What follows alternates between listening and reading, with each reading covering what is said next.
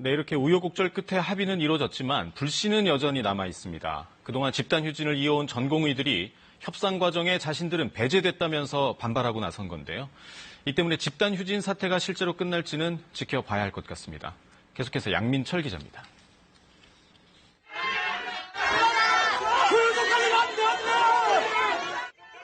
수십 명의 전공의들이 엘리베이터 앞에서 항의합니다.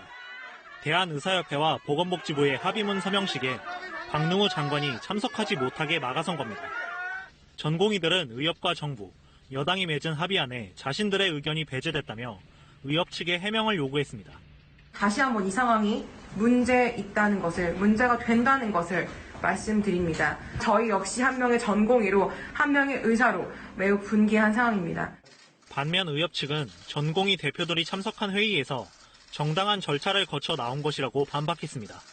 특히 협상 전권을 부여받았는데 독단적인 결정이라는 건 말이 안 된다고 강조했습니다. 의협 단일안을 만들어서 그 안을 가지고 이제 제가 실무협상팀을 데리고 와서 협상을 하게 된 것이죠. 따라서 최대 회장 개인의 독단적 행동이라는 것은 그 말 자체가 성립이 안 하는 것입니다. 또 전공의 대표들은 고발된 전공의와 의대생들에 대한 피해 대책을 마련해달라고 촉구했는데 정부는 곧바로 고발 조치를 취하했습니다. 어렵게 이루는 합의를 놓고 의료계 내부 갈등이 계속되는 가운데 의대생 90%가량이 의사 국가고시 접수를 취소한 상태입니다. 당장 다음 주 시험이 제대로 치러질 수 있을지 의문입니다.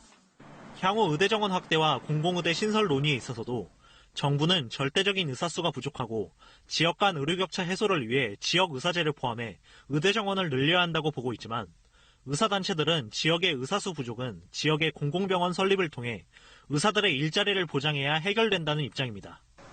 정부와 의료계의 입장차가 여전한 가운데 재논의를 하겠다는 것만 합의에 이른 셈입니다. KBS 뉴스 양민철입니다.